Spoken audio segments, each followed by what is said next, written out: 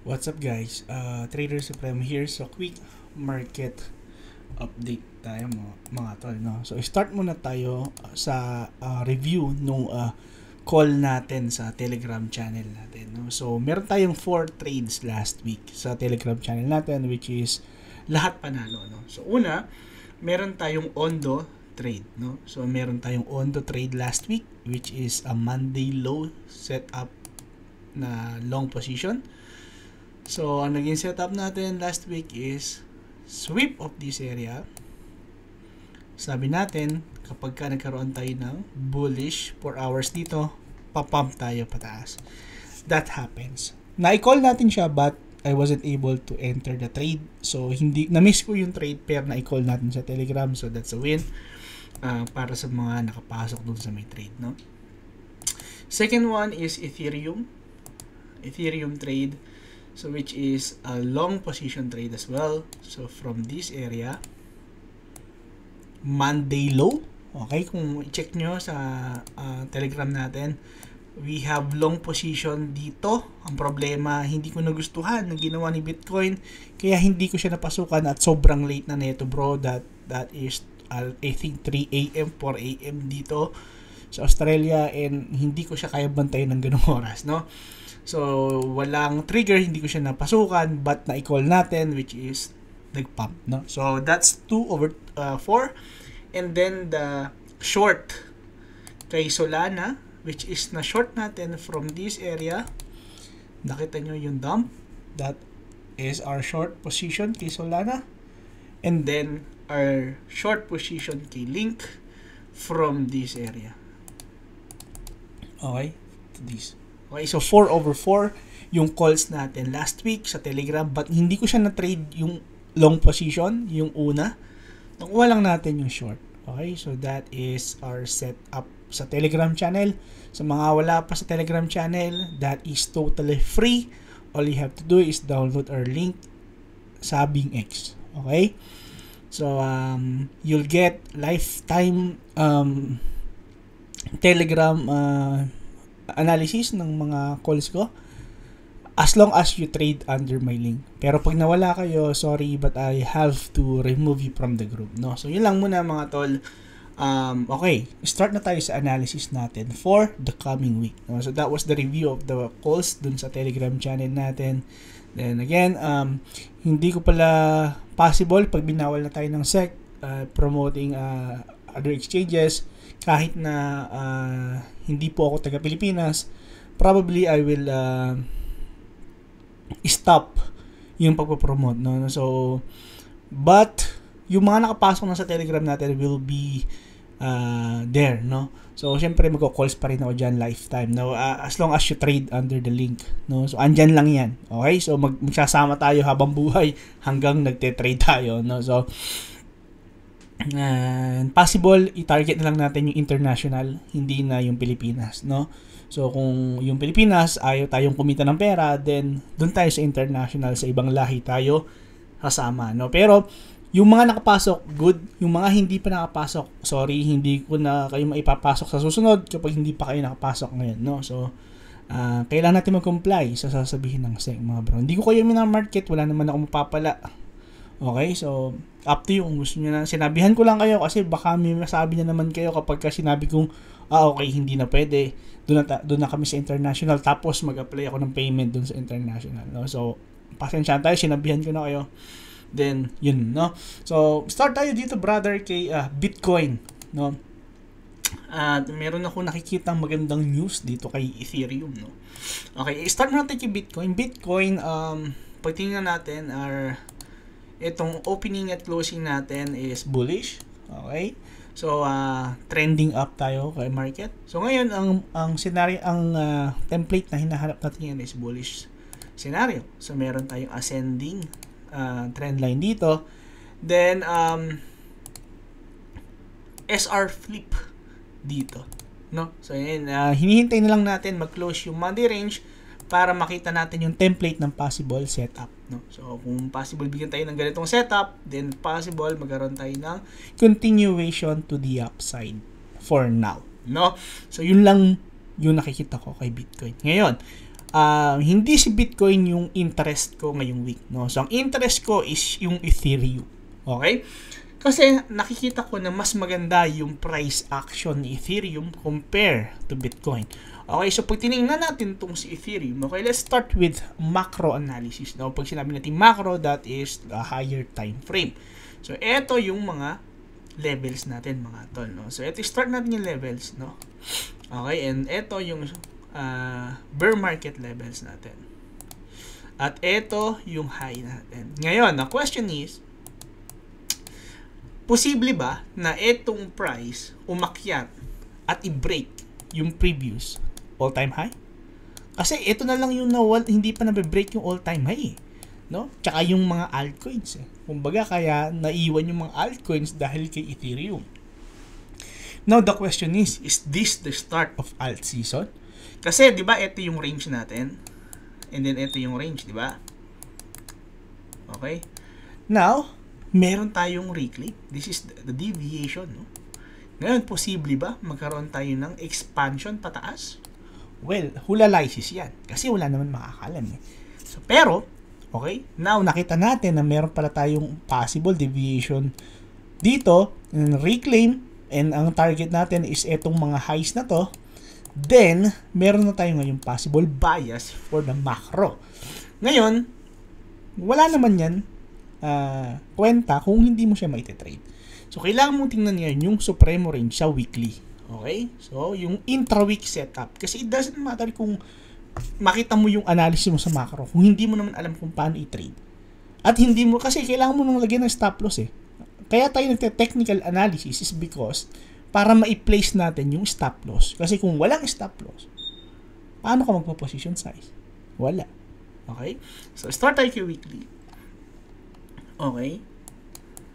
So, na-call natin yung long position natin dito last week. Okay? Pero hindi ko napasukan. Again, hindi ko siya napasukan pero na-call ko sa Telegram. Kaya kailangan mong pumasok na sa Telegram, no? Ulitin ko, sa Telegram, doon ako nagpo-post ng mga calls ko sa real time. Kasi bro, yung kahit na anong analysis ko dito, pero kung kailangan kong pumivot, kasi nga iba yung ginawa ng market, sa Telegram ko lang siya mapipivot, no? So, for example dito, meron tayong bullish bias. Nakita mo dito, bullish bias, right? So, ito yung natin, bullish bias. Then, ito, meron tayong ascending trend line dito. Then, probably, okay, kapag wala akong sinabing, ito yung analysis kapag binigyan tayo ng template, na bullish template here, then possible another pump dito. Monday range setup, okay? Now, kapag binigyan tayo ng bearish setup, then probably yan. Pero I'm leaning towards long position, which is, 'di ba, sabi ko nga sa inyo, ang bias natin is long kasi yan yung binigay di ba? So ngayon hahanap tayo ngayon ng long setup. There you go. Meron tayo agad na setup. Hihintayin mo na lang saan tayo dito. Alright? Napakalinaw, di ba? See? Malinaw. Walang hulalisis. Alright? So, yun lang yung magiging setup natin for this week kay Ethereum. Now, Solana. Solana, nakuha natin yung short kay Solana dito.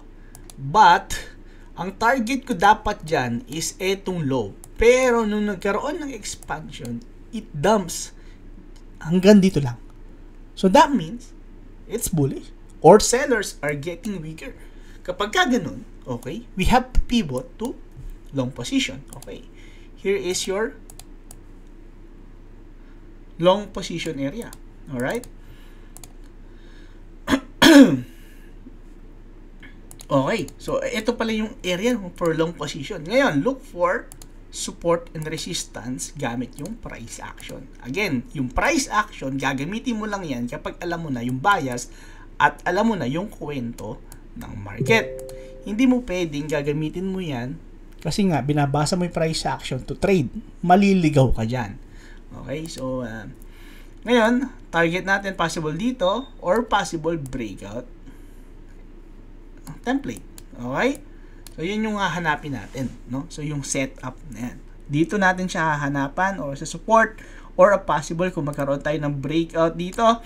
Halimbawa, nagkaroon tayo ng breakout dito. Alright, this is your high.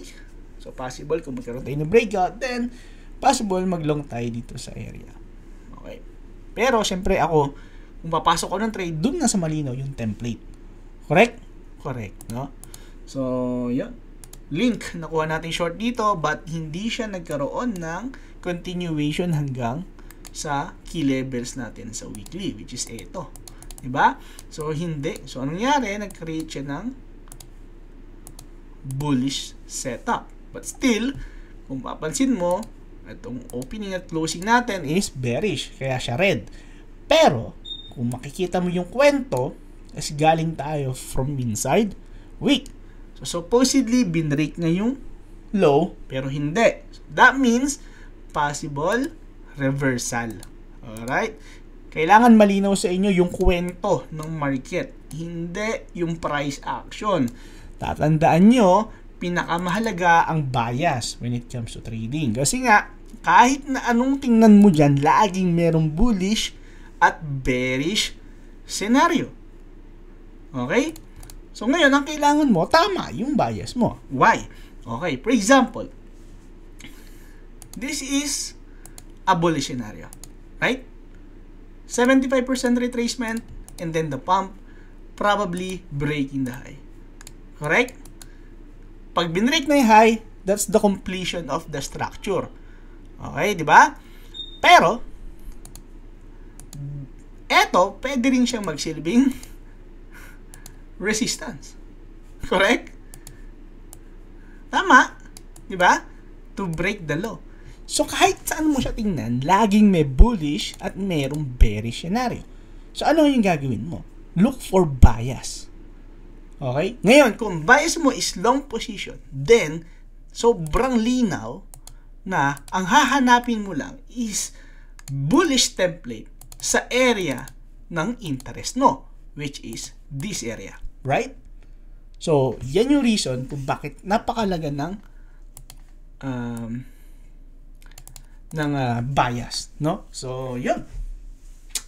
Mali na tayo killing. No, again, hindi ko sinabing long position na. Sa akin lang, kapag binigyan tayo ng template, dapat ibigay natin yung setup, ibigay natin yung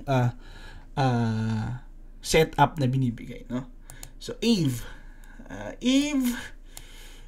okay siya, pero kasi hindi ko trip yung naging price action niya kasi may break na ng high. So, wala ka ng possible target. Okay?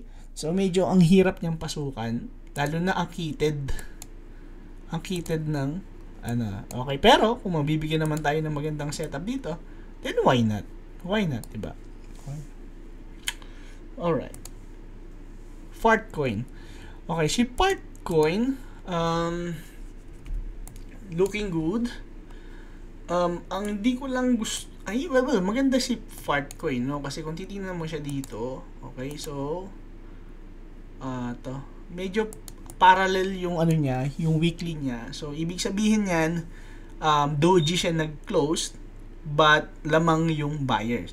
So, titingnan natin kung magkakaroon tayo ng possible breakout dito sa area.